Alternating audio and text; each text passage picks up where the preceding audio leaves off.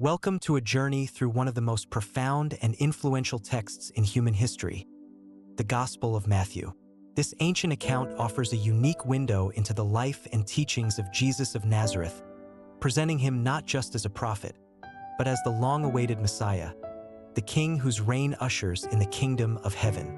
Matthew, traditionally attributed to the apostle and former tax collector, meticulously weaves together narratives and discourses to reveal Jesus as the fulfillment of Old Testament prophecies.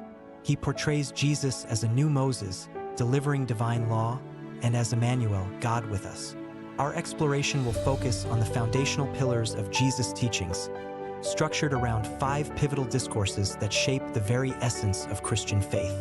Our journey begins on a mountain, where Jesus delivered what is arguably his most famous discourse, the Sermon on the Mount, found in chapters 5 through 7. Here, Jesus unveils the radical ethics and spiritual principles for those who would live as citizens of God's kingdom. He begins with the Beatitudes, paradoxical blessings that elevate the humble, the mournful, the meek, and those who hunger for righteousness. He challenges conventional understanding of the law, declaring he came not to abolish it, but to fulfill it. His teachings on anger, lust, divorce, and oaths delve beyond outward actions to the intentions of the heart.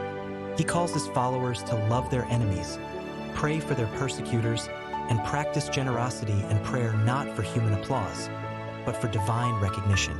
The sermon culminates with profound instructions on seeking God's kingdom first, trusting in divine provision, and building one's life on the solid rock of his words. Following the Sermon on the Mount, Jesus extends his mission by commissioning his 12 disciples in Matthew chapter 10. This discourse, often called the Missionary Discourse, outlines their mandate: to proclaim the arrival of the kingdom of heaven, heal the sick, raise the dead, cleanse lepers, and cast out demons.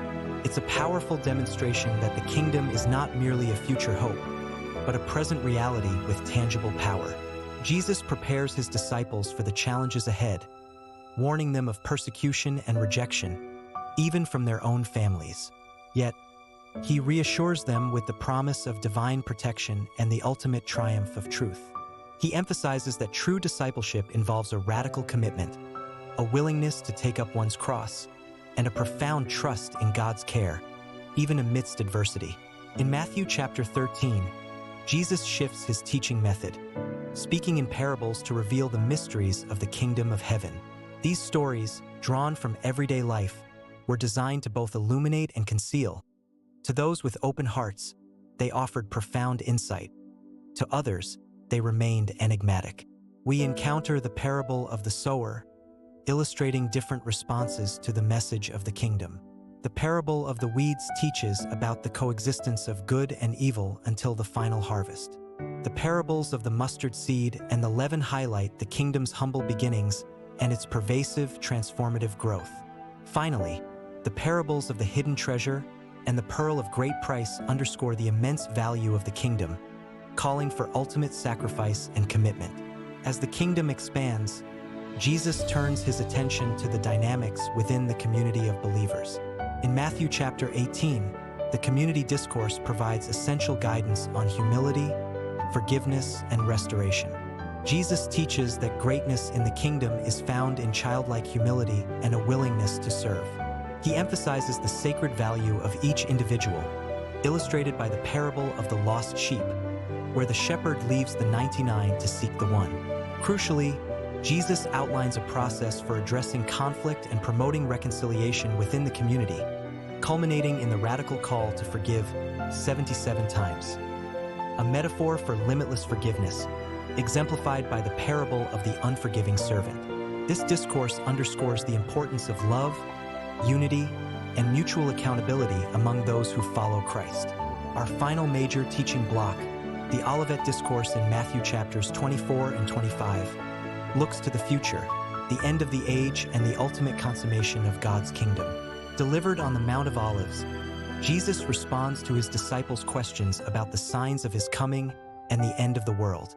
He warns against deception, false prophets, and the increase of lawlessness, while also speaking of wars, famines, and earthquakes as birth pains preceding a new era. He stresses the importance of watchfulness and readiness, using parables like the 10 virgins who await the bridegroom and the talents, where servants are entrusted with resources to manage until their master's return.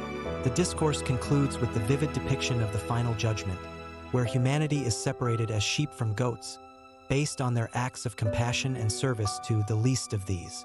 This discourse calls believers to live with eternal perspective, actively serving and awaiting their King's return. The Gospel of Matthew culminates with a powerful mandate, the Great Commission. In chapter 28, after his resurrection, Jesus appears to his disciples and declares, "All authority in heaven and on earth has been given to me. Therefore go and make disciples of all nations, baptizing them in the name of the Father and of the Son and of the Holy Spirit, and teaching them to obey everything I have commanded you."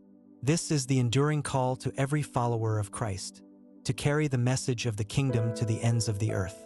And with this monumental task comes an equally monumental promise.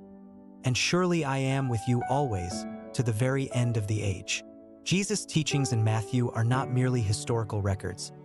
They are living words, inviting us to embrace a life transformed by the kingdom of heaven, to participate in its expansion, and to live in the constant presence of its King.